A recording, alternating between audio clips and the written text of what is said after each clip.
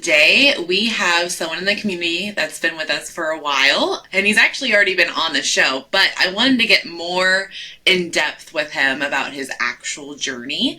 I kind of know the highlights, but I don't know what's been going on in the background. So, welcome today, Rob, to the show from the waiting table. Yay! Thanks for having me. Of course, of course. I mean, I'm stoked. We just did our team meeting yesterday. That was a lot of fun. For those that don't know, we're doing the Radical Body Transformation in June. All the people have inspired me, so I'm like, we're doing this. And now we have a full team. We do. We have a lot. We're sending around almost 15 people to Radical Body Transformation. So it's we are coming with an army. I told them, and we are. And we are. I love it. So, well, Rob, I know it doesn't start here where you're already fit and ready to go. So, when did this journey really start for you? So this journey towards where I am now, it started about 5 years ago, actually. So just some background. I've always been a larger person. I've always been heavier, but it really didn't get as bad or on that downward slope until I started working. So once I finished university, I was actually quite healthy in university. I was quite active. I've always been an athlete, a heavier athlete, but an athlete.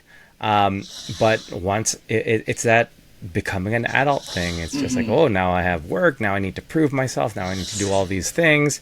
And I remember it was during training. I remember talking with some of my colleagues or these new colleagues, and they were saying that, from what they heard, that people gain weight at this company and in this specific role because it was outside sales, and it depends on how much you're going to stop and prioritizing eating healthy versus eating whatever is around, aka McDonald's or pizza or whatever. Yep. And I remember a lot of us being like, no, that's not going to happen to us. I was at my fittest at that time, and I was like, that's not going to happen to me. Fast forward a year, and it was me.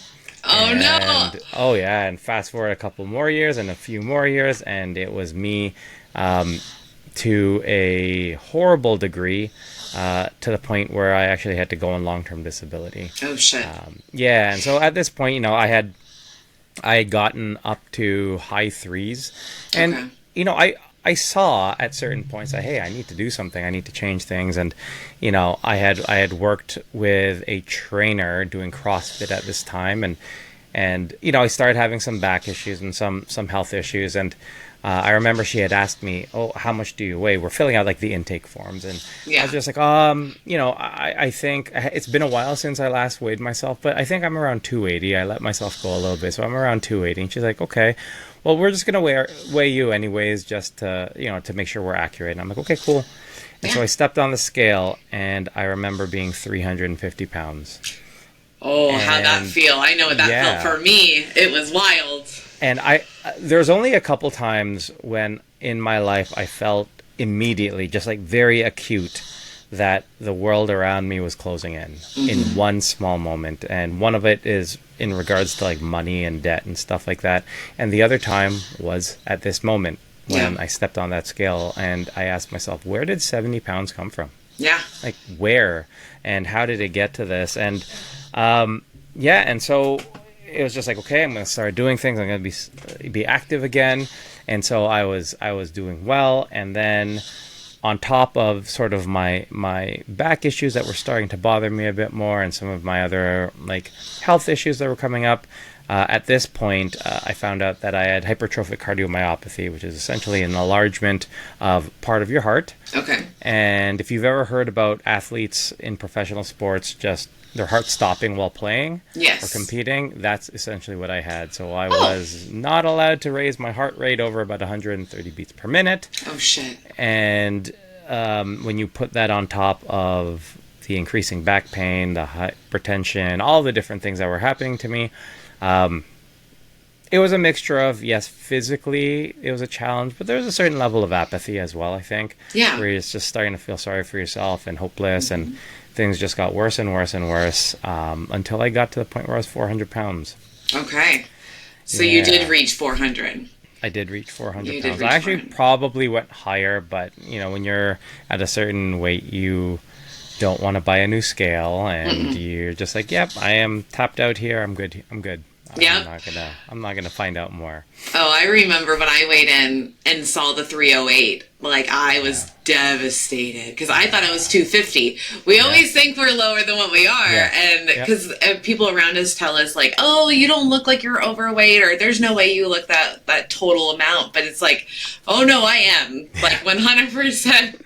I am every pound of that 308." So like, when you saw that number, like, did you instantly try to go active, and then they saw the whole like enlarged heart? Is that really like? Did you have like a moment of like passing out or anything?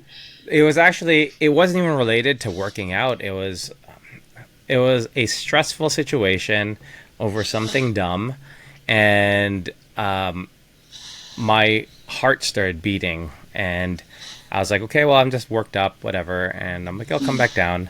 I didn't come back down, and so it was hours, and it felt like it was just going. And it was sort of like that anxiety, before the big game type thing, or before jumping on stage at RBT. Like, is that feeling? But I was just like, I'm just sitting here at this point, and so eventually I was just like, I need to drive to the hospital. And you drove yourself? I did, yes. Oh, that is such a Rob thing to do. 100%. For sure. Yep. And then they had to cardiovert me. So they had to shock my heart and try to get everything to stop. Now, they tried different things. They're just like, okay, we're going to try this thing. They're like, oh, you're going to put your face into like really cold water. And my brother had met me at the hospital, and he's like, oh, he's just going to love this. It's not going to do anything. And it didn't. Yeah. And then they gave me this drug that they're just like, it's going to feel like everything in the world is ending, like the absolute worst feeling of dread. And I'm like, okay, I'm preparing for it, and they gave it to me, and it literally did feel like it. It felt like, if it's weird that this is the way I visualize it, but if you ever look at those old paintings of like hell, or like the end of the world, the worst parts of the world, right? Yeah. That, like, for This Is the End, the Judd Apatow movie, like if they were to draw an old picture, like painting as a spoof, it was sort of like that. And that's what it felt like. That sounds awful. Oh, it was. That was way worse than getting cardioverted, and so they ended up cardioverting me to get it to stop, and then a long process of seeing specialists and realizing, there's a lot of stuff wrong with me. So that was always my limitation in regards to working out. It's just like, I can't get my heart rate up anymore. So how did that resolve? So interestingly enough, as I got up to my 400 pounds, then I started looking into, I actually didn't look into bariatric surgery until my chiropractor asked me to look into it. So it was actually because 4 herniated discs. I was constantly in pain. I was under 15 different medications at this point for a mixture of blood pressure, my heart issue, cholesterol, pain. I had lots of pain meds. It got to the point where we did shots, we did everything, we did narcotics, and the pain doctor was just like, I'm not going to give you anything else because we've tried everything and nothing's working. Yeah. And so I had looked into surgery for my back, and they said, we cannot do surgery until you lose weight. And so they couldn't do anything, and I was having all these issues. I was always in pain, and this specific time, I couldn't get out of my car. I couldn't move. And it happened like every couple of months. It'd be like so bad that I just couldn't move. Yeah. Excruciating pain. And my chiropractor, who was helping me through all of these different episodes, he was just like, I don't want you to be mad, because I guess, it's hard topic to broach, especially if you're not like a family physician and you're a chiropractor. He's like, have you ever considered bariatric surgery? And I was just like, no, I got this. Like, I started CrossFit, I started all these things before, I could do it. Right. And then as I'm getting my treatment, because I went to get up after the treatment, and I was in so much pain that I couldn't move for an hour. In his office after treatment, and he was ready to call the ambulance. Because he was like, it's bad. And then I think the pride in me was just like, no, I'm good, as my butt cheeks are clenched and like I'm gritting my teeth trying to walk really, I'm good, look, don't I look perfect? And clearly I wasn't. And during that whole episode, I was like, can I do it? Right. Right? Like, I've been battling this for almost 10 years at this point. I've bet on myself. That's a term me and my friends would always use. I'm like, but I'm losing. Yeah. I'm losing this bet over and over again. And the biggest loss at this point was the first few years of my daughter's life. Like, I wasn't able to do a lot. I was, I always use the term, I was a present but absentee father, because I was always there. Yeah. But I was watching from a chair. I Yeah. couldn't do anything. I was like cheering her on from a chair, but I wasn't the one pushing the bike. I wasn't the one doing all the things. I was the one cheering from far while someone else was doing it. Right. And it was like the worst feeling. And so that has to be hard at work. I know as a parent, yeah, that sucks, because you're like, that's supposed to be me, not 100%. Someone else. Or my friend shouldn't be doing this. My husband or spouse should not be doing this. Like, this is supposed to be my job. And That just is. watching from afar, it's just heartbreaking, because Oh. they want you. And not whoever's out there. They'd rather have you. So, like, and I know Lily, and I'm sure Lily would be like, yeah, Dad, I need you. So, Yeah. And, we as bariatric patients or obese patients, we are really, really good at trying to make things work. It was just like, playing with the kids. We had all these games that revolved around me just lying on the couch, and that's how we were playing. It's just like, oh, it's called Mountain, where you just climb on the mountain, which is me. Or it was like Troll, where now I'm not a mountain, I'm a troll. And then I'm just lying there pretending to sleep, and then I'll just like jump out at you and stuff, right? Like dumb things like that, but realistically, that's not what they need or want, right? And so it got to the point where out of everything, the hypertrophic cardiomyopathy, the apnea, the hypertension, the pre-diabetic, the cholesterol, everything, out of all those things, it was me having to go on long-term disability because I couldn't work and I couldn't provide for my family. That was like, yeah, you need this surgery. Yeah. Yeah. So how did you find your surgeon? Luckily in Canada... In Canada, surgery is covered, right? So providing that you meet specific criteria, your surgery is covered. So I talked to my GP, who was just like, yes, I definitely think that this is a good idea.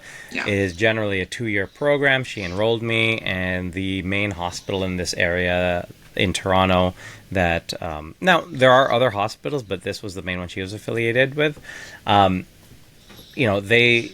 They pretty much picked. They picked, and they're just like, okay, you are enrolled for our program. You have to go here and start these things. And even at that time, I was like, you know what? Maybe I don't need it, because I had started eating healthy and started cycling. Internet connection. Oh, where'd Rob go?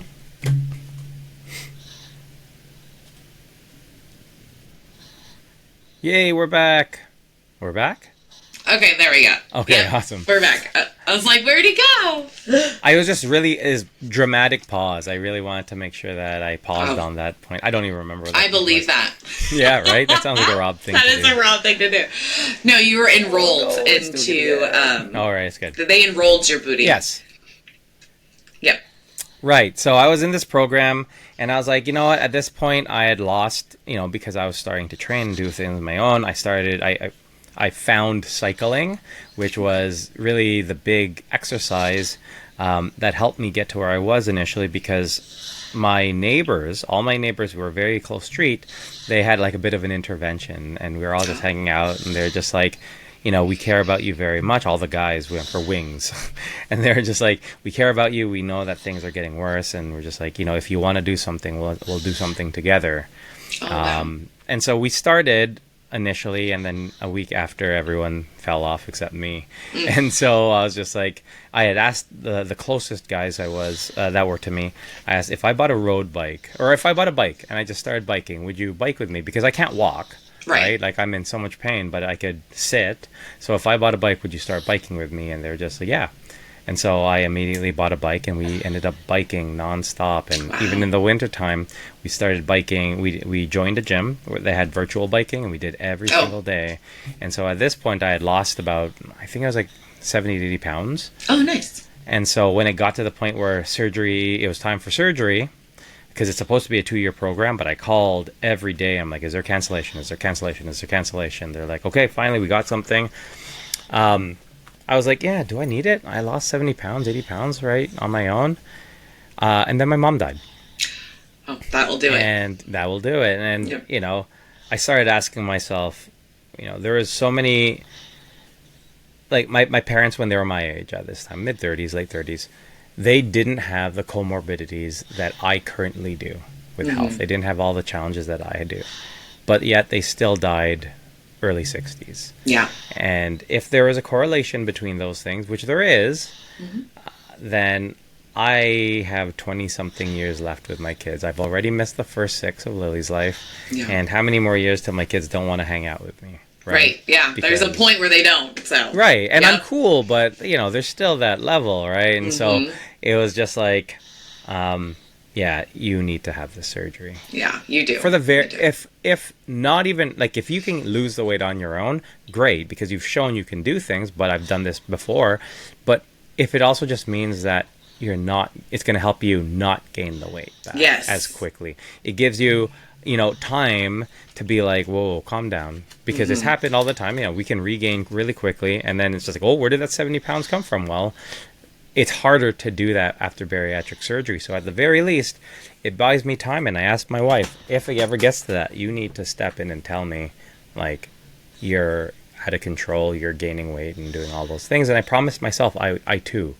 Yeah. Because I recognize it, but, you know, we choose to ignore often. Yes, we right? do. Yes, we do.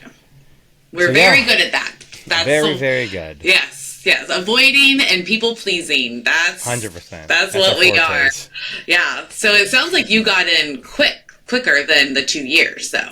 Yeah, it was Yeah. quicker. It just got delayed because of COVID. Right. So it ended up becoming almost that 2 years or just close to it. Okay. Because of the delay. But, you know, it was good that it happened the way it did. Like, I think everything happened for a reason. I think I needed a bit more time to reconcile everything that was going on. And, Well, yeah, you got to process that Sure. grief that you had, because that's Yep. what triggered me. Was my dad passed at 59. So like in all of the Austins, my dad's side, that I take a lot of my genetics from. Like, I look like him, I act like him, like legit. Like, they all died early 60s, and not only one person made it to 70. Yeah. So I was in the same boat where I was like, oh shit. Like, me and my brother's 427 pounds at the time. I was over 300, and we were like, oh no, Yeah. like, we are gonna die. Like, this is Yeah. not even a joke. Like, and he already had 3 kids. I already had Dylan. And we're like, shit, because we've already dealing with the bike stuff that you were dealing with. I already knew that one. That one's a hard one. Yeah. It's a hard pill to swallow. And he was having problems just sitting on a bike. He would break the bikes. Yeah. So we both were like, we have to do something. So I get that urge, because our kids are everything to us. Like, I have to be here for him. Like, he's not going to be able to do the things if I'm not there. So that's a lot. I mean, mine took about 6 months to be done. Like, mine was very quick, but also Yeah. like we don't have the time restraint in Oregon like that. So, Yep. but I'm glad that mine went the way that it did, because I was already mentally set. But Yeah. if you're not mentally set, then it can go so many different ways. So it sounds like you needed the extra time. 100%. 100%. So there was a lot of things that were going through my head in regards to, do I need this? Can I do this myself again? Should I bet on myself? The whole idea that, you know, I started grilling the surgeon about, like, you know, I'm big on endurance cycling. How can I do this without eating? And then, you know, even that was enough to put a little bit of doubt in my head, like, oh, am I making the right decision? But, you know, as time went on, you know, I needed that time to reconcile what my challenges were and why I was challenging myself. And yeah, I did need it. Right? You did need it, yeah. Yeah. And so you got the sleeve or the R&Y? R&Y? R&Y. I heard they choose for you. Is that true? So they make a recommendation, but they also say that if we're on the table and for whatever reasons or challenges or complications, we need to go to another one, we have the option to make that decision. Okay. But we get that this is what your preference was. Okay. And was your preference R&Y or was it Yes. sleeve? It was. It was R&Y. Yeah. What Just made because you Yeah, I just had so many different health issues, and RNY is really geared to alleviating and treating a lot of those health issues, and I just had so many that, you know, for me, yes, the weight loss was important, but really it was the health, because I thought I was like on the brink of death. And now when I look at those pictures, and videos of me and my body just struggling so much to carry this body, knowing about the heart issues I had, I was like, you know, I look at those pictures, I think I would have been dead in 5 years. Yeah. Right? Yeah, you were going through a lot. Yeah. A lot. Well, and you're here. So that does... And now I'm here. And now you're here. So how did the surgery go? Any complications? Any issues? Surgery-wise, no complications. I have horrible recovery from everything. Like this, my skin removal, I'm just a wimp. I suck. And so, yeah, so I had the surgery. I couldn't drink water. I couldn't sip the little things. You know, they're like, oh, walk around, you know, the unit. I'm like, I can't. I'm nauseous. I don't do well with anesthesia. Like, I suck at recovery from surgeries. And so, yeah, I just wasn't very good at that. But I was having like crazy, like, drugged out anesthesia dreams at night. I wasn't sleeping well. But what I am and was good at is rushing too quickly to do stuff, which is just what Rob does. Yes, he does. And so, yeah, like it was just like, okay, once I was able to start moving, I'm like, all right, I'm going to be moving a lot more, and I was starting to do things. And then my body had some weird inflammation responses, so then I got like tendinitis. Oh, no. In one leg, in the front. And then the next day, I got tendinitis on the back of the same leg. Oh. So now I was like, I can't walk, and I'm struggling to do things. Then once it got better, I'm like, yeah, I could probably start cycling now, which I did very lightly. Okay. And, you know, do I regret doing it? No, because I felt like that was part of what I needed. Right. But at the same time, I do regret it in the sense that, you know, when people ask me what could you have changed or what would you have changed, I would have said I would have lost weight slower. Yeah. And I was losing weight at the rate I did because of my choices for activity, and I recognize that. But I just feel like it was something that needed to happen for my journey with me specifically. So why do you think that you should have lost weight slower? So I was doing like, hold on, let me, since people are going to give me a hard time here. Hold on. All right. So I was cycling 18.64 miles a day. Oh. Yeah. On what? 800 calories a day, 900 calories a day. Okay. And we were biking on the weekends. Hold on. Oh, Rob. Hold on. 62 miles on the weekends. So it was a lot, right? Yeah. So, you know, when you're like, oh, you know, you can lose muscle, I did. And it was my choice to do those things. But really, in terms of motivating myself and the way that I'm always go, go, go.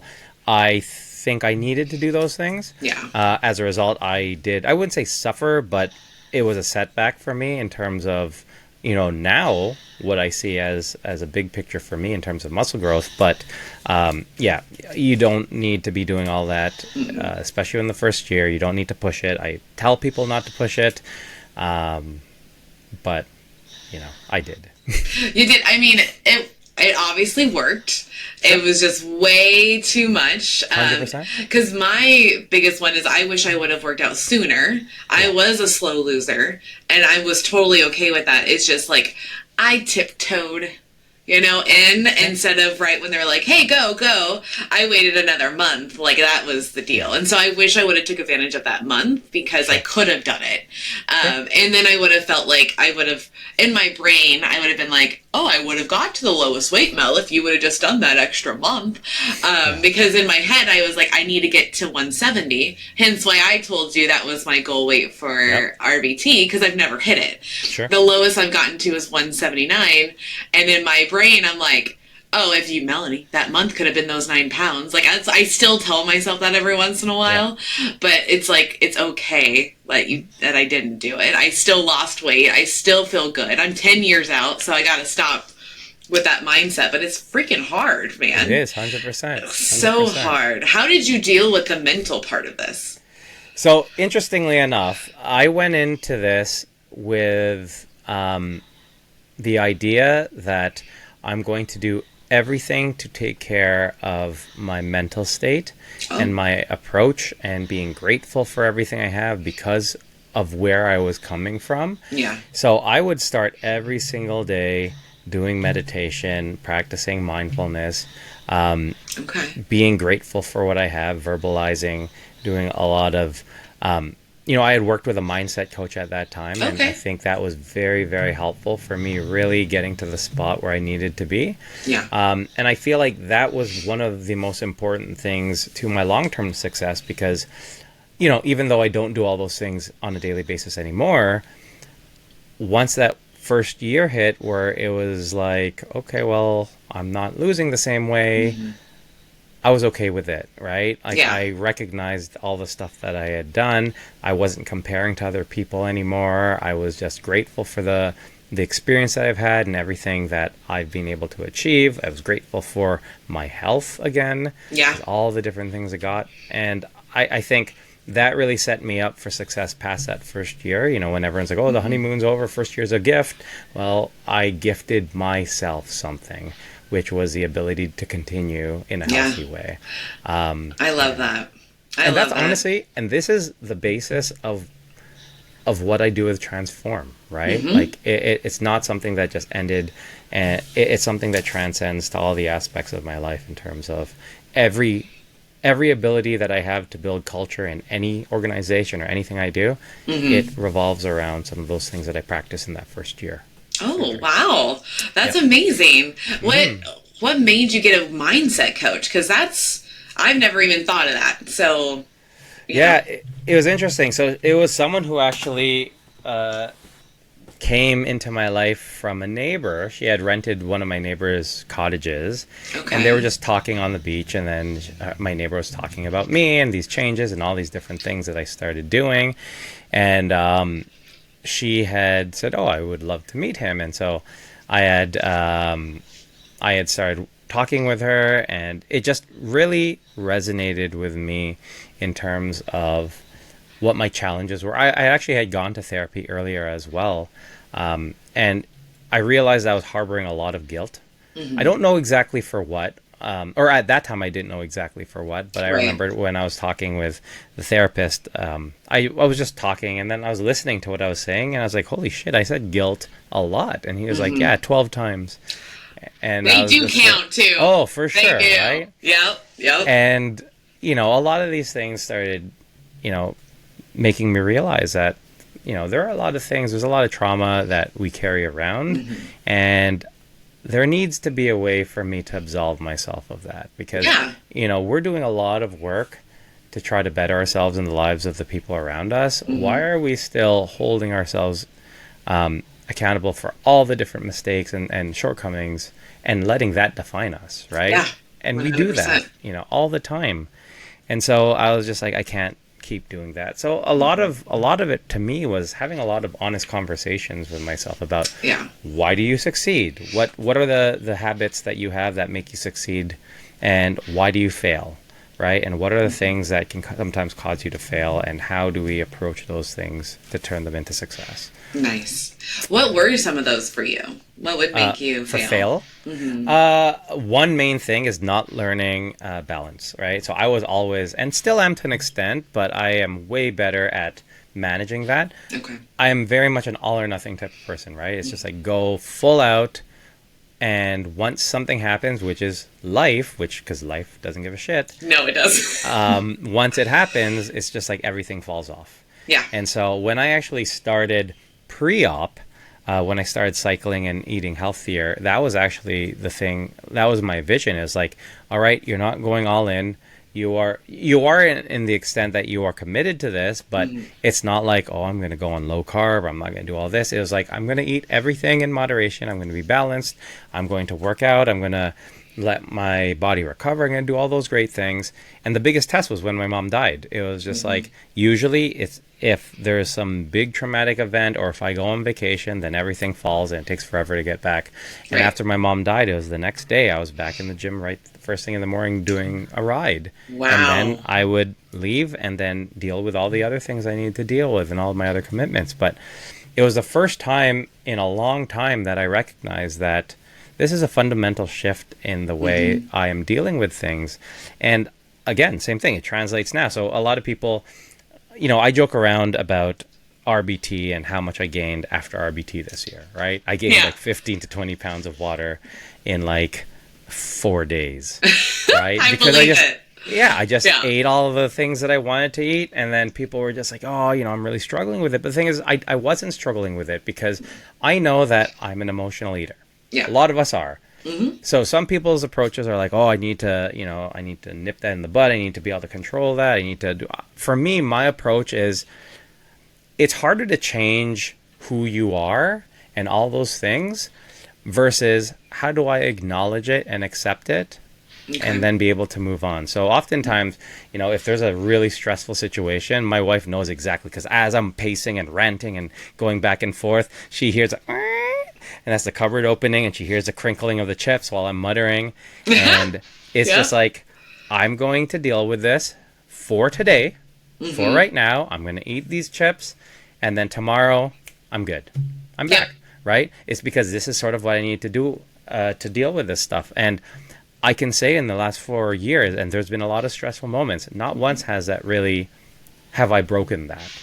Yeah. And so, you know, we're talking about the habits that we've had previously and us trying to like, oh, I can't have this habit of me being an emotional eater. I'm like, well, I can. I just need to learn how to implement that as a new habit, right? This is a new habit or a new behavior, and I know how to manage that because I mindfully addressed it early on. Yeah, you took control. Like, you're like, I know I do this. Yep. And I think that's huge because we have, like you said before, we have to be honest with ourselves. And I think that people, and I've watched this happen to people where they're not being honest with themselves. They're not showing up for themselves. And then later on in year 3 or 4, now we're having issues because they didn't show up for themselves in the beginning. And like, I had a lot of internal talk.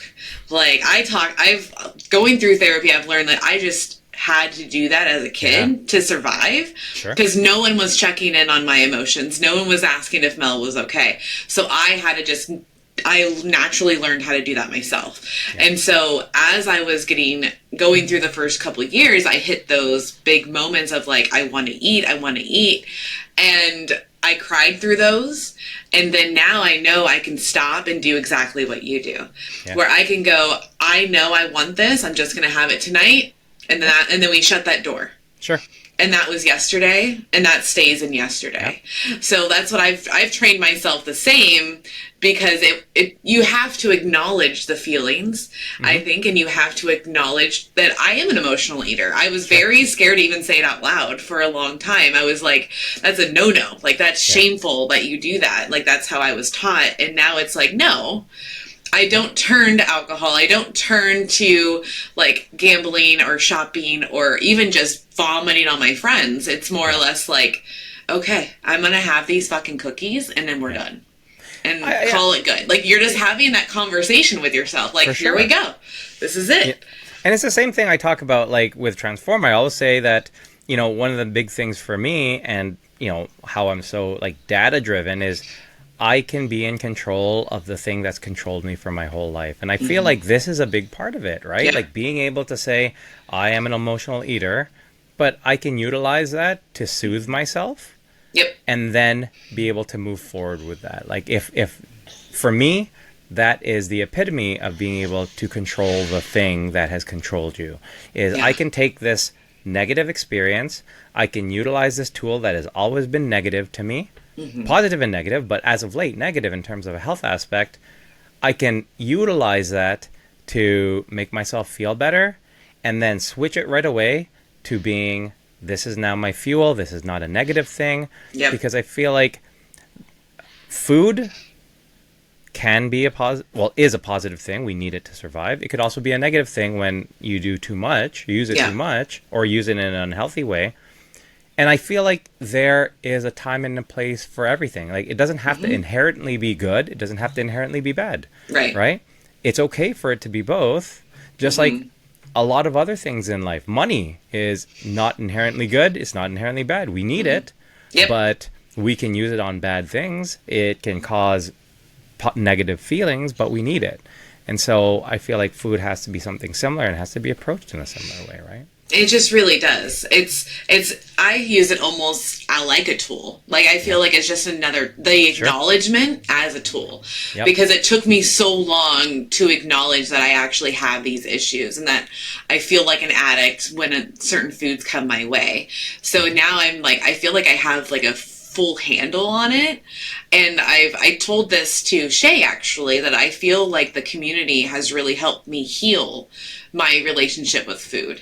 Watching other people, being involved at the meetups and going to talk to other people, and like you guys, especially when I was in Canada, I got to hear so many stories and everyone's open, and it was like such a ray of sunshine to be like, okay, I am not the only one that feels like an addict to some of these foods. I'm not the only one that has shame around things. Like, it's still inherently in us, but we're not letting now it take over us. Because before I would just let it take over. I'd say, fuck it. And I'd eat for now. It's like, oh, well, I started Friday bad.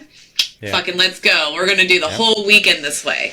And now it's not like that. We talk about it all the time. It's like, no, this meal can be fucked up, but the next one has to be better.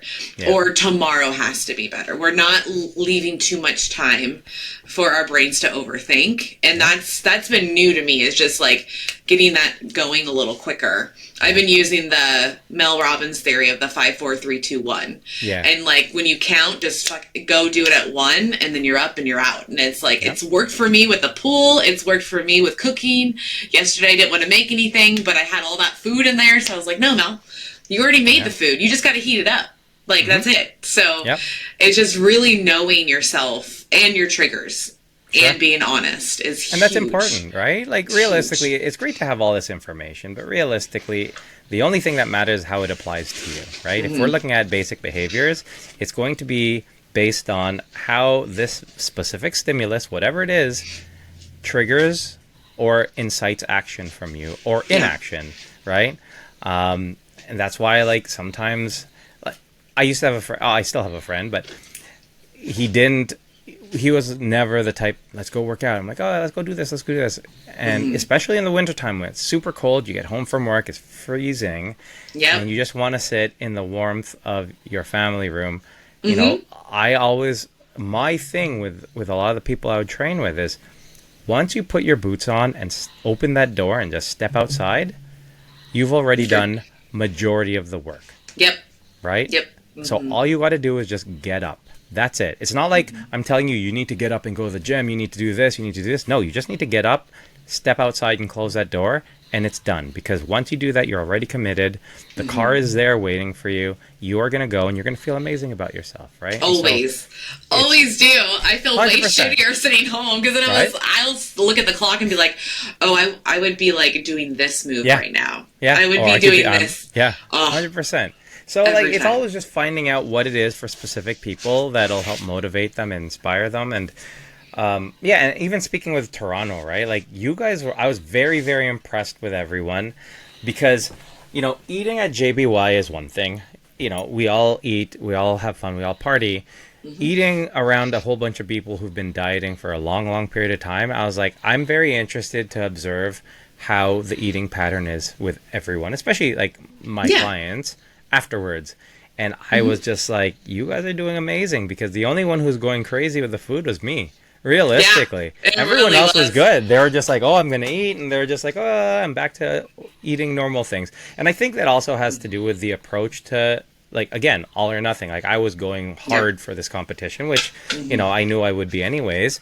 So prep was a lot harder, but I was just like, everyone did so well with it. I loved it. It was good.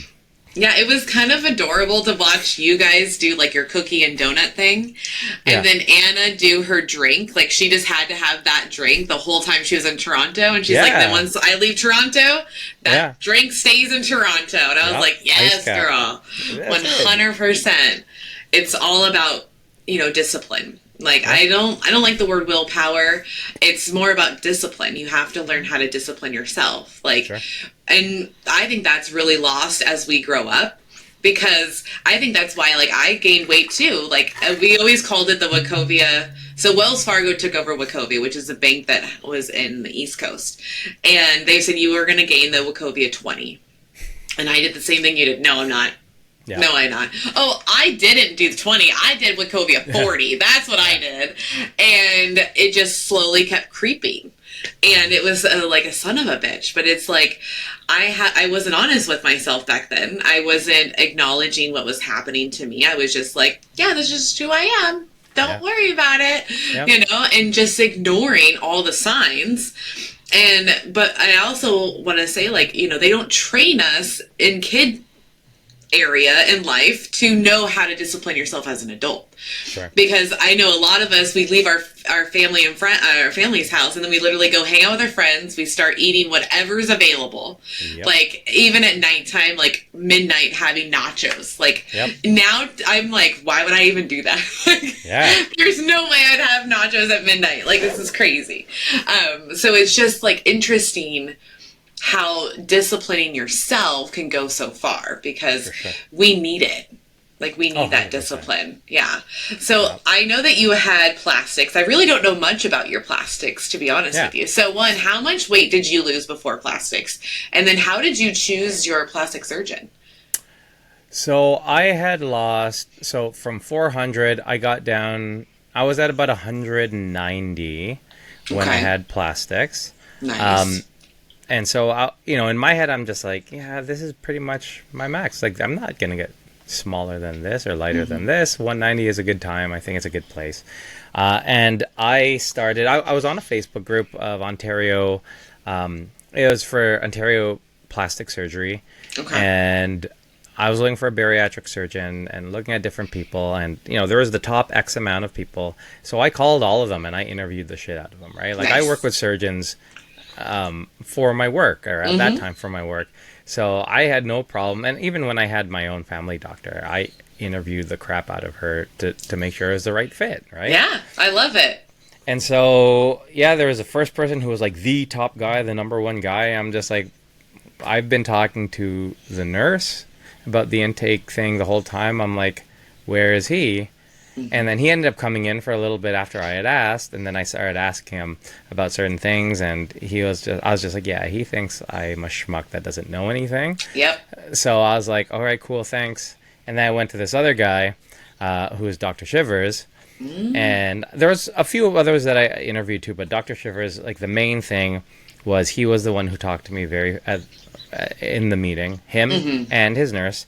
It was all a team thing. It was all about the aftercare in regards to it. Nice. For the most part, I knew he was going to do a good job, but for me, it wasn't necessarily about just the job. It was the experience. It was the aftercare. It was about all the things that are included in it, and what would make it a positive experience overall. And so, Dr. Shivers was the one. I got a fleur-de-lis abdominoplasty, so that's the one where it goes all the way from one side to the other and all the way up the stomach. Okay. With him, I had worked for a company that has a product called Previna, which is an incisional management product, a negative pressure, and so it's essentially supposed to draw the edges of the wound tighter. So there's less risk of complications of it opening up, infection, nice. All these things. And that was one of the questions I had asked all the surgeons. I'm like, I am going to have this product regardless. Have you used it? What are your thoughts on it? And some people would make shit up and lie and stuff. I'm like, okay. Yep. Because then I'd start, I can tell. Yeah. Right. I would start talking studies to them. If you said yes, I'm talking studies, right? And Dr. Shivers had used it in the past, and he was talking about it. He was also open to my colleague being in the OR to apply to help him apply it. Oh, so very cool. Look at that. So yeah, he was good, and I really vibed with him. I thought he was an awesome guy, very genuine. His team was very genuine. So yeah, it just ended up being a good fit, and everything afterwards is our relationship to this day. It was the right decision. Yeah, we know Dr. Shivers. He's a great guy. He won JBY2 for plastic surgeon. Yeah. I think that goes a lot to you guys in the waiting table, just promoting and pushing, because he's a great guy. And I mean, he showed up, and that was like a whole thing getting him there, but he showed up, and like meeting him in person, like that was incredible. That was incredible for sure. And I'm glad that you found him. And he still messages me all the time, like, cheering me on for all the different things that I do. He will be the first to say, and I don't, if he means it or not, or if he's just like boosting me up, but he's made some changes in his diet and in his health. He's getting healthier, and he's always just like, I credit this to Rob. He's the one I always try to aspire to. Like, he has young kids, and, we talk often about, how we manage everything. I'll message him. I'm like, stop working. Like, are you still at the office? And he's like, yeah. I'm like, go home. Yeah. Right. Home, because, he's doing his stuff. I get it. But like, yeah, he's an awesome guy.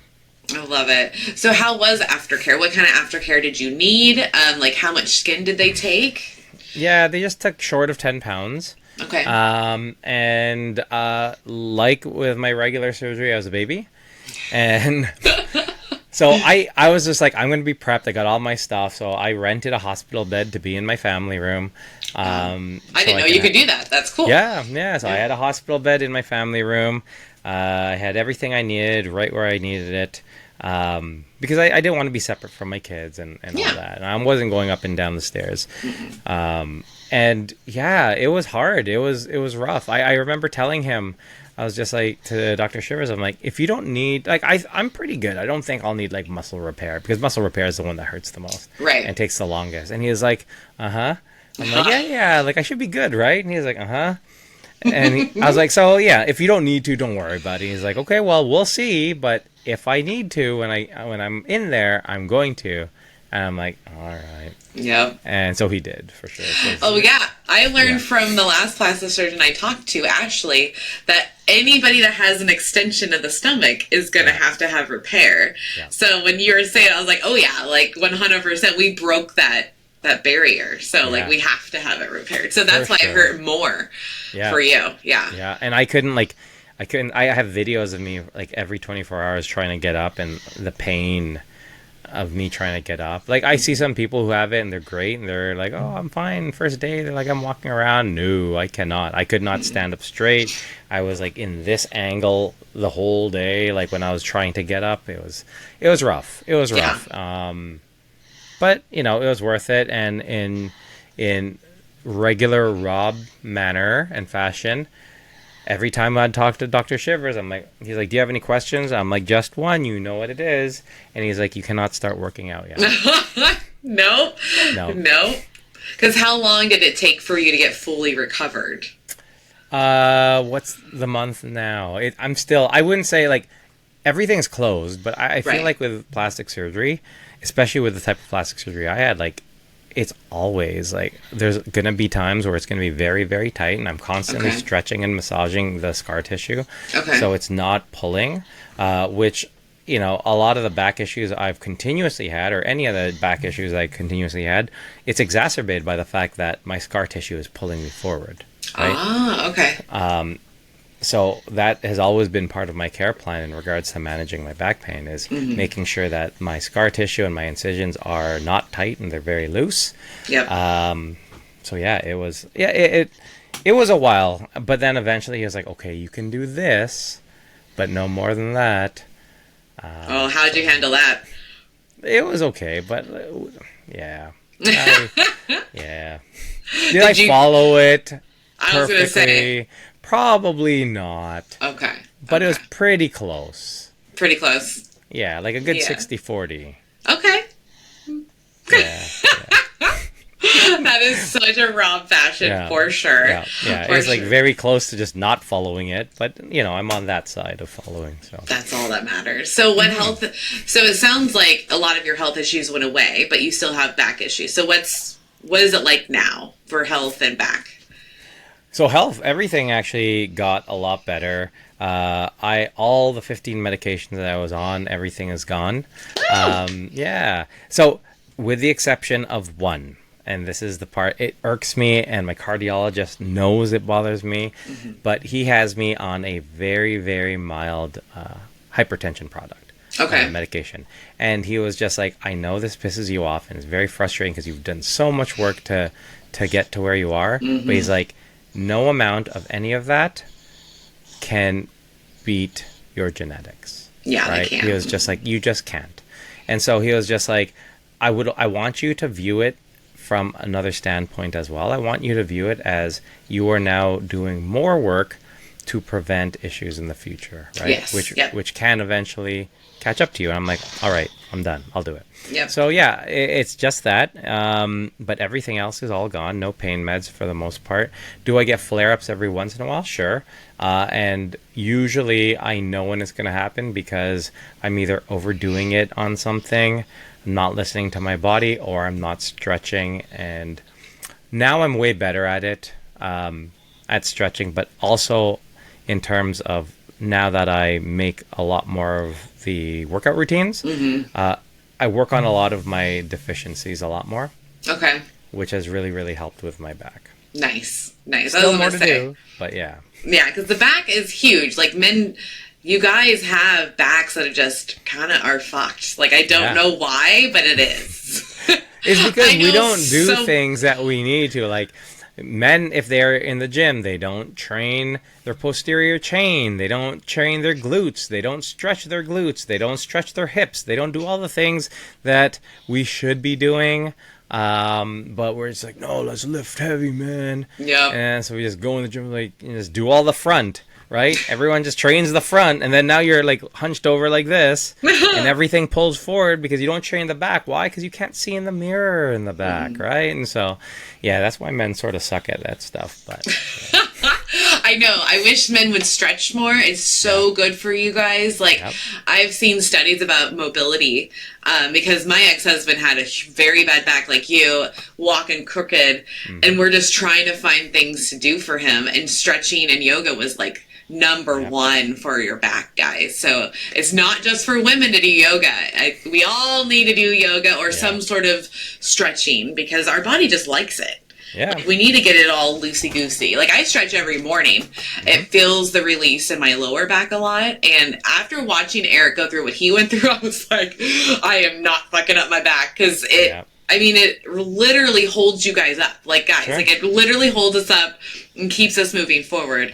I do two things. I don't fuck with my back, and I don't fuck with my feet. Like, feet, people forget, like, how your feet are so important. Like, your ankles and feet are so important to keep your booty going. So, like, I really take care of those two because of watching other people go through these things. So, and as a guy in this community, how is that actually for you? Like, what, being a guy in the community? Yeah, because you're like an anomaly. You're like 10% of the community, maybe less. Like, it's crazy.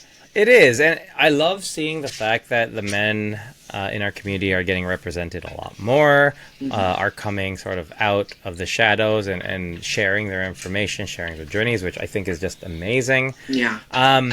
But it is a bit of a challenge, right? And I found that, you know, I've shared this with some people too. Like, the last couple of years have been an even bigger challenge for me is because I feel like I think these are also my own mental limitations as well, or the way I perceive things. But, you know, there are so many different options for women to, okay, like, I aspire to be this person. I relate to you on this sense. Women are way more open in regards to the different things. And so there is always, they're a lot more relatable, I think. Yeah. Men, not as much. And I felt like, I don't say, you know, men feel, but I felt like when I got to a specific point in my journey, there were I was struggling to find ways that I related to a lot of other people. Yeah. Right? I didn't necessarily look like a lot of the other people anymore. I didn't have all the same challenges, me being 4 years out. And again, like, I think this I often looked at this in a very negative point of view, but realistically, I wasn't having all those challenges. I didn't look like a lot of the other people, all these things because of the work I put in, right? Right. Yep. So like I needed to learn that this is also a matter of, I did this. I've earned this, right? But yeah, over the past year and a half, I just felt like I was very disconnected from the community, from the men's community. Like we'd still be doing the waiting table. We'd be still doing things. But overall, I just felt like it was a big challenge for me. And I didn't really want to feel I had a bit of that imposter syndrome in regards to it was hard. I didn't really connect with people in the same way anymore. And being part of the men's community, I felt like was a big challenge. Now there are other men's communities within our bariatric community that helped a lot in regards to me staying connected with a lot of people. Good. But really it was JBY this year that really sort of brought me back in, I think. It was awesome. It was such a, I told Shay from the very beginning, like I'm trying to come to JBY this year with the standpoint of, this is not Rob from the waiting table. This is not Rob waiting in vain. This is just Rob. Yep. I'm here. I'm going to just come in. I'm just going to be myself. If people don't like that, I'm not going to try to network and be like, hey, maybe you could be on the podcast or, this shit. No, it's just like, if you want to just hang out while we're here, cool. If you don't, cool. Yep. I'm all right with either of that, because knowing me, like I'm sharing with D, Shay's here, you're here, I have friends here. I'm cool with the people who I'm cool with, and that's just it, right? And it was awesome because, not only did I have a great time with just connecting with people and meeting new people, right? Yeah, there was a lot of new people. There was a lot of new people, and really, I hung out a lot with mainly new people, which is weird because I came in being like, no, I know all these people are good. My people are here, and I just hung out with new people because that's who we connected with. And the biggest thing for me was having a few conversations about, me sharing exactly what I shared here about me feeling disconnected, and people telling me that we absolutely need someone like you in this community. And when I would ask them why, they would say, because look at physically all the things you've done and achieved. Look at how you look. When you were looking for someone to emulate or to strive to be, you couldn't find that. You are that person for us. And I was like, holy shit. Yeah. I didn't think of it from that standpoint, right? I was just like, okay, well, I've gone to this journey. I'm where I am. Now there's that disconnect. But after hearing that from so many people while there, I was just like, holy shit, that it's true. Yeah. And it's hard for me to say that because, I'm not really good at taking compliments either. But it is true. And I was just like, shit, okay. And so, I had this idea that I had been talking about or thinking about for a long time, which was, what ended up being transformed now, which is training people in the bariatric community who want to do the things that I've done or want to aspire to do that and move towards that. And JBY really was the catalyst to move that forward. And I love here that. It is. Not very long after. No, well, that's the one thing with you. Once you're in it, you're like, yeah. I'm not gonna lie, when because we're working together for coaching, and you were quick, and I was like, I told Shay, I was like, I hope he knows that I'm not as fast as him to implement. No, you've been the one who's been I'm trying to keep up with you, because the hard part with the coaching for me, and I've talked about this with my wife, I'm just right now it's busy because I'm onboarding over 20 people all at once, right? So I'm making plans for 20 people, and we're testing for 20 people. We're doing all these things. Later on, it's going to be a cakewalk because it's staggered, and it's okay, well, now I have a new person, and then I'm going to have to go through all this. But right now, it's every single person. I'm just all right, how are we doing here? How are we doing here? Okay, we need to adjust this. We need to adjust this. But no, you've been killing it with everything. Well, thank you. Fast. I need that because I don't feel like I am. So it's I'm gonna go too slow for Rob. No, even in my head, I'm just oh man, now I got to keep up with Mel, and I'm just but then I was just what if all these people are just oh, Transform's really cool, I want to jump on, and I'm I can't, I have 20-ish people know. That was, and now it is a bit of a real concern. I wasn't ever concerned about that before because I'm just like, am I even going to get anyone who's going to want to sign up and work with me? Yes. To now where I'm just like, okay. Yep. I am more than double what my initial client cap was, but I'm learning to manage it, and I think it's perfect. And, even it's funny because with every single person, there is a certain level of, there's a slight moment where I'm just like, can I get them the things I promised or that I'm saying, right? And then real quickly, it's like, fuck yeah, you can. Yeah, you like, can. You can. Stop doubting yourself. And then the moment I get the text or the message that, holy shit, you really do know what you're doing, then I'm just like, yeah, I do. Yeah, you do. So don't ever second guess yourself because so I have one client who is a trainer. She knows what she's doing. She's very good. And, I'm helping her on some things and we're very open. It's very collaborative and small changes already. She's seeing results and that scale is moving and she was just like she said, it took me less than a week to realize you really do know what you're talking about. And she meant it as a joke, but I took it as like, this is one of the highest forms of compliments because this is someone who's in the industry doing similar to what I'm doing. And, even though my approaches may be completely different, you're getting the results using an approach that I implement. Yeah, that you created. Yep, and that everyone, and that I met every single time with, holy shit, like this is, I don't know if I can do this. And then once you start doing it, everyone starts getting the results. So I know, I can't wait. I've been telling the family. So I already got my family on board to come to Toronto in June. Nice. I already was like, I want you there. Dylan's going to be there. My brother, his family's going to be there. And I was like, I'm going to be buff. Yeah. I was like, this is what's going to happen. And then my ego got a little bit of me and was like, I'm going to win. Like, that's what we want to do. Like, let's fucking win. Like, if we're going to go, let's, like, why are we going to just do, like, barely making it? No. Sure. Mel's going all in. So I'm going to have crazy muscle and I'm super stoked about it. Yeah. Fuck, I love the fact that, I think the biggest challenge is, and I've had some people who are just like, I'm looking at starting. I'm going to start later on in the year because, it's a year out. But I love the fact that there are people who are just like, no, I want to start now because it's a year out, right? Like I can do that much more. And one of my favorite parts of every single conversation I have with people is asking, okay, well, what's your goal? What do you think you're going to get? Or what do you want to achieve? And then me telling them, this is, okay, now I love that. I respect that. This is what you think you can get. I will tell you what I think you can get. And then I love their reaction every single time because it's almost, for most people, it seems to be almost double what they think because I give that recommendation based on time and data. Yeah. Right? And if we're consistent with it, which is always the goal, then you should be able to do double what you're telling me you can do. Yeah. And that's conservatively, right? And so I love seeing everyone's reaction. And, even with Arthur, who's done it, he competed, he got gold. He was talking to me about certain things, and I was like, where do you want to be in a year? And then he told me, I'm just like, really? Are you just saying that because it's just a random number? Or are you, like, limiting yourself? What do you think? He's like, no, I think that this is where I can get.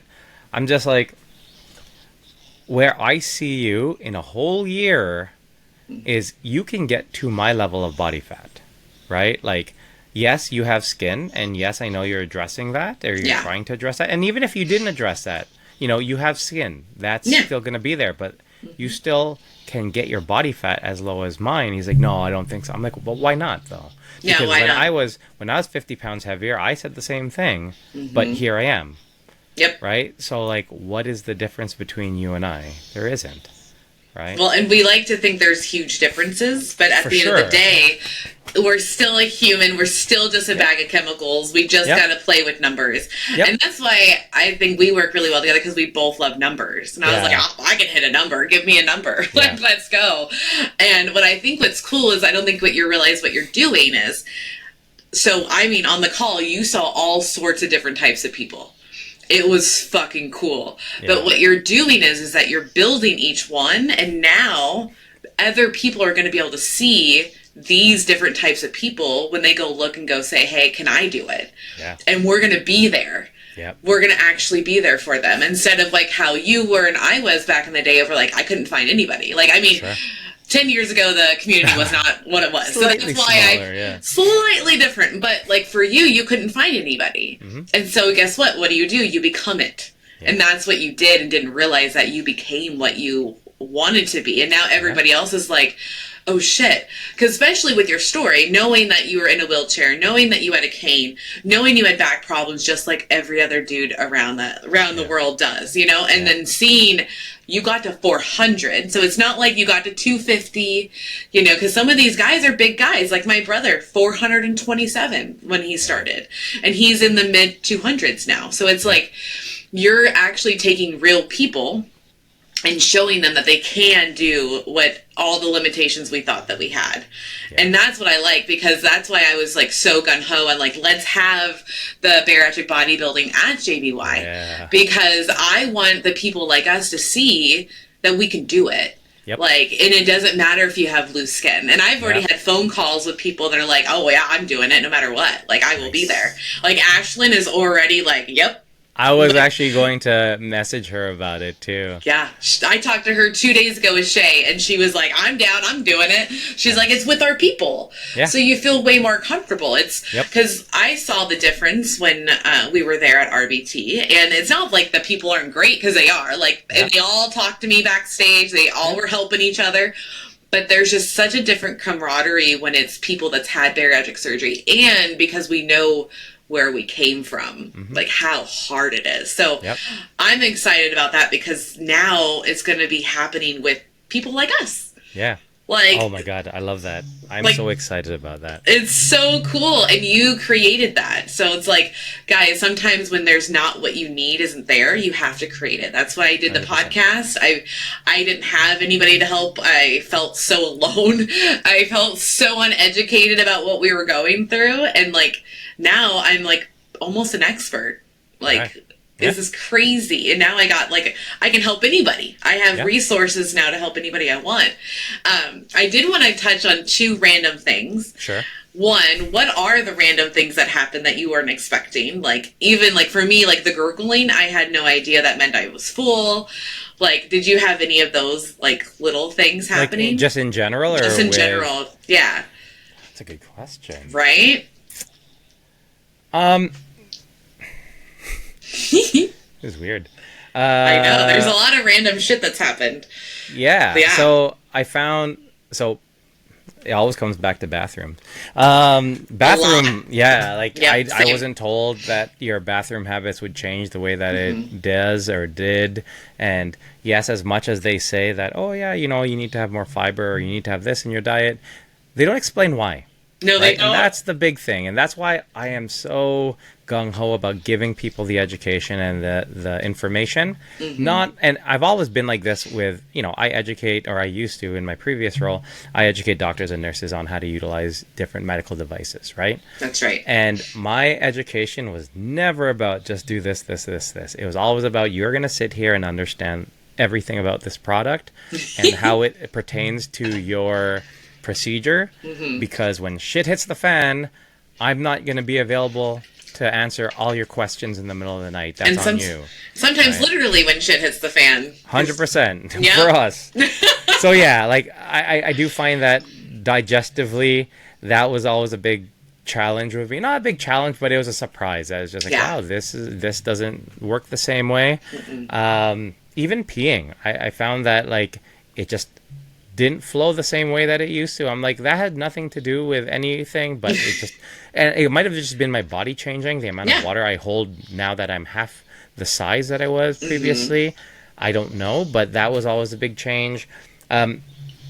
Just little things with getting used to, and I think for me as a very analytical person, it was sort of also trying to understand why things happen the way that they do, why these limitations are there. And so, yeah, I'm constantly like looking at different parts of this experience and being like, if I compare this to how it was back then, why do I feel the way I do now? Like, I look at, you know, when you have your DEXA scan, when I have my DEXA scan, they have sort of like this image, and you can see your bones arranged the way that it is. And I'm like, this is really cool. And I always ask the same questions about like my hip alignment and my foot alignment and the way my angle, and they're just like, you ask this a lot. Why do you ask this? I'm like, because this tells a story, right? Mm-hmm. You don't have to say any words, but just by looking at this, it tells a story. She's like, what do you mean?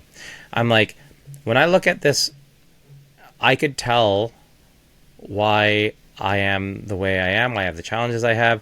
I'm like, this tells a story of a person who was very large, who was in his car a lot and had to drive a lot. And she's like, why? I'm like, because you can see that you see how my foot is sort of cocked out to the right?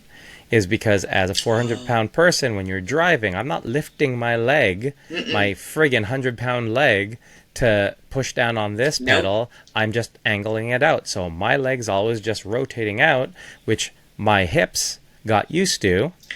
And that's why it was always out. And as I got injured, the only way I could maintain stability was to put my foot out. So my right leg is always out, even now. And I'm always trying to work on it and strengthening my hips. But it's because of those limitations, those things. So I look at all these different pictures and all this stuff, and I'm just like, it tells a story. It tells How a story cool is that? I love it. I love it. And that's a great random thing. Like, you would never have thought that prior to going into surgery. No, like, you don't think about any of this. You just think about the now and where you are, and it's like, holy shit, I'm going. I remember every time I go under, like, the thing I'm thinking about is like, this is a good song that they're listening to in the OR, right? Like shit like that. Yeah. You don't think about any of this other stuff, but now that you've gone through all these different things, you can recognize all these connections, and everything tells a story. And holy shit, these are amazing stories. They really are. Like, because I heard from Charvel. She thought it was weird that she can't put her arms underneath her stomach anymore. She used to put them there to keep herself warm. And I was like, yeah, that's a thing. And then even to this day, I took a shower, and my instant, like, my belly doesn't really hang, but I still wanted to push it up. And I was like, why am I at 10 years out? I'm still pushing this stomach up. That's not there to be even needed to be pushed up, but it's such a habit. And then I realized I like to lay on my back sometimes. And I used to put my arm underneath the side of me to keep warm. So that way, but I have no body fat to hide my arm anymore. So it's just so random. Like, I never even thought that I was doing anything like that, but it's just these little habits your body just adjusts to. And we are way more cold now. So like, I'm like trying to find ways to like hide my arms, but I can't anymore. Like, damn it, I just have to put on a sweater, I guess. Right? Yeah, it is. It's crazy weird. Like, there's all these little things. Like, I do the same thing with my stomach. Like, I am constantly adjusting my waistband in my underwear. And then I had my pickleball partners like, why are you constantly like fiddling with your underwear? And I'm just like, because in my head, I am sweating so much underneath my pants, and then I have no pants. Yeah. Is that how you say pants? No, my pants. That's your overhang, your gut that overhangs. Yeah. Got you. Okay. I was I'm just like, when you're big, you're just like, I'm always sweating under there, and it's always hot, and I'm drying it, and in my head, I'm always still sweating there, and then I'm constantly adjusting it because I didn't want to get too hot, and I'm just like, yeah, I'm not sweating under there. I'm fine. No. But it's been 4 years, and I still do it. Oh, still do it. Yeah, I still baby powder my hips, even though I don't need to baby powder the hips, because like all the lining is gone. I actually wrote a bit about it, how like it is so cool that like everything used to touch, like every layer, and then now nothing touches, and I can feel air there. Like, it's the coolest feeling. So it's just, I don't know. These are like, they're random, but also like little NSVs as we go too. So before I let you go, what kind of NSVs have you experienced? Because I love celebrating those. Oh my gosh, there's just so many, and as much as we do happy hour and we talk about all the little NSVs, and I love those because those are the little things that remind you every single day that every day is a win, right? Because oftentimes we look at those big things and just like, yeah, I'm doing well, but then every day you're just like, oh, I get down on myself. I'm like, you have no idea how many things, mundane things, we pass by that show and tell the story of how far we've come. Yeah. But as much as I say that, honestly, the biggest NSVs for me, it sounds, I don't know, it really was taking this bodybuilding thing seriously. It really was, because I don't like, with pickleball, with triathlons, with cycling, with all these amazing things I was able to do, they were like, great, they're achievements. I can do this. I can challenge myself physically. Right. In none of these things have I ever learned more about myself and my capabilities and what I can do than with bodybuilding. Yeah. I've never been so detail oriented. Like, I've always been detail oriented, but not to this level. Like, I'm scary detail oriented. But how much I know I can do now, how much I won't talk myself out of things because I know I've achieved so many things. You know, I talk to my kids whenever we go to a show, and I always tell them, you know, you're going to see some people who are in amazing shape. That's less than 1% of the whole population in the whole world who look like the people you're going to see on stage. And then to me, after I say that, I always stop and say, I'm part of that 1%. Yep. Right? I'm not saying those people, I'm part of that 1%. And yes, so sir. As a NSV, like, I'm in that 1% club. Like, that's fucking so awesome, cool. Right? Yeah, that's fucking and so rad. It is pretty damn awesome, and it fuels me to get more people within our community into that club too. Yeah. Right? Because they can do it. And as many, like, you know, even Eric on the call last night, sorry, Eric, I'm just waving your shit all out in the air. He was just like, oh, I want to see abs. I'm just like, dude, you are way closer than you think. He is. Right? He 100% is. Yep. And I'm just like, I understand that there is a huge mental roadblock that you're like, I've never seen it. I've been very active. Like, I don't know if it's there. You are so close. He's so close. Mr. Jones is what I call him. Yeah. And he's been with me since like 3 years ago, like patron. Like and we don't get that many guys. So when he was on a patron call, I would just call on him. Yeah. I was like, because I was like, I need to know. Like, I don't know who you are. Let's do this. And that man has grown and changed so much over these 3 years. And when he said that on the call too, I was like, yo, you're going to have him. Like, it doesn't, for sure. Because he is really close. He does no idea how close he is. I mean, I'm not trying to be like, hey, Eric, I'm staring at your body, but like, I've seen the drastic things he's capable of and he's done. Yeah. And that's what makes me excited too. Even hearing him in my head, I was like, oh. Yeah. He has no idea what's coming. Like, it could be, he might even have that in like 4 or 5 months. Yep. And I told him that. I'm just, honestly, I look at where you are right now, and you are coming from a better place than I came. So if you look at me and you're just like, oh, I want to look like that, I'm like, you are way closer than I ever was. Yeah. Right? Yeah. Like, you have way more muscle than I did on your frame. So I'm just like, there really is no reason you can't. You just got to follow through with the commitment that you have. And that's it. You have to just follow through and stay consistent. That's really the biggest deal. Because even I get mad at myself when I was working out a lot and then I stopped. I'm like, oh, Melanie, what would you look like right now if I didn't do that all stop? the time. I do that all the time. I do it with my back. So I'm just like, oh, it's my arms and my back too. That's funny. Yep. Yeah, and I'm just like, if you just did that instead of stopping, you know how awesome this would be. But that's the thing with a lot of people, and that's what I hope to also bring.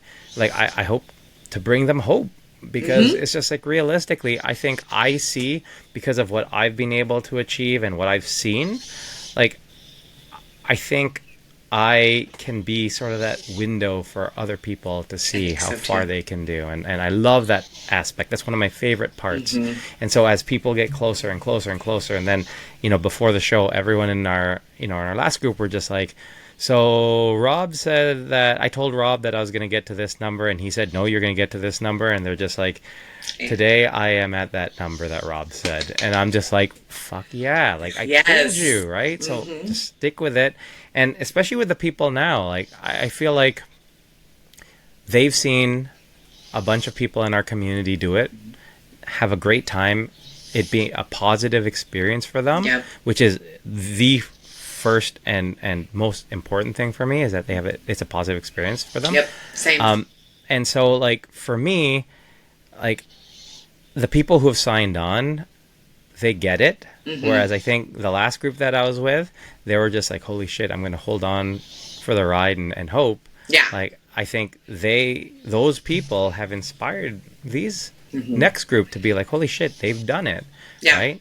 And you don't have to look a certain way. yes, that was a big part. That was huge. Right? That was an eye-opener for me. Yeah. Was like seeing all the different body shapes and sizes. Yep. I was like, oh, I can do this. Yep. Like, this is so achievable. I just have to work for it, which I'm totally down to work for. I like working for things, and knowing that I'm going to be like my healthiest, like, oh, it's amazing. And I think it's going to be even better when we do that at JBY's, because I think even with something like RBT, there's still a certain point where it's just like, yes, you know, there's going to be a variety of shapes and body types and all these things, but I feel like it's just going to be that much more forgiving, and people are going to be that much more open to it because it is our people, it's our community, right? Yeah. And so that's what I'm really, really looking forward to. And I think, you know, what that's going to look like will change many times over the next 2 years as we get planning with it and start putting things into place, because I honestly feel like it's going to get to a point where it's just like,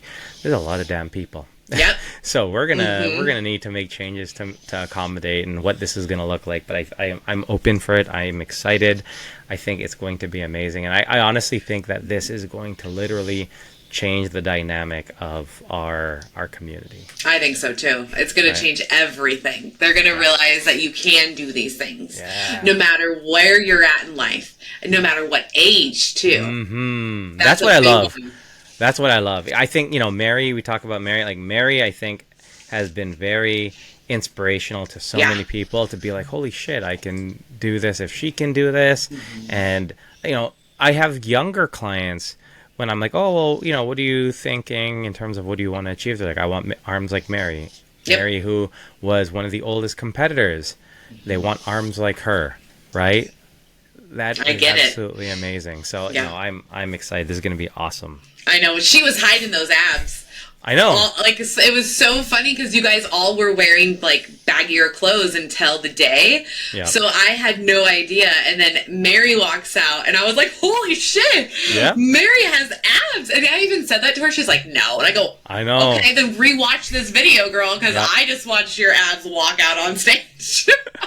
That was so funny. It was, like, the biggest challenge with her. Like, out of everyone that I was working with, I had to put so much into trying to show Mary what she couldn't see, which I think is the job of the coach, right? Like, it is, yeah. It is my job to make sure you can see and separate yourself from your emotions and see progress, but also get into your emotions with you and be okay with recognizing that we have these challenges and how do we get... And I remember that switch for when Mary started addressing the fact that, holy shit, I look good, was the moment, like, in our heads, we're just, we connect to, oh, you know, I was at my fittest at this time and at this age and when I was doing this, and we're like, cool.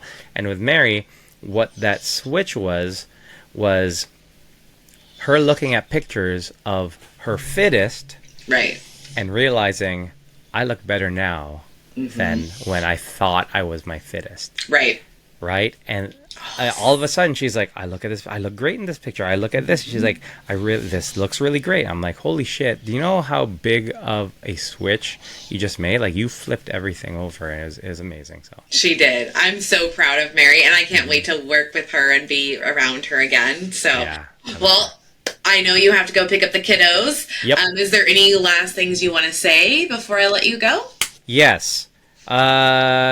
You keep doing all the amazing things that you're doing. I know that times are tough all the time. Life doesn't give a shit, but you continuously show up for everyone in our community, including us, for coming to Toronto and doing everything with us. And your commitment to not only yourself with RBT next year, but bringing the Bariatric bodybuilding show to our community is a testament to how much you give a shit about the people here. And we definitely would not be nearly where we are if it wasn't for you. And I speak that personally as well. So, you know, thank you so much. We can talk about all the stuff that I have going on, which is great, but realistically, none of that would have happened if it wasn't for the stuff that you've done. So thank you. Thank you, Rob. I appreciate that. You're going to make me tear up. I know, every time. Well, if you guys want to find Rob, I'll have everything linked below. You can find him on the waiting table. You can find his personal stuff and the Transform. I'm so excited. But thank you guys, and thank you, Rob, for being here and telling me all the things. And remember, guys, drink your water, drink your protein, and don't be assholes to each other.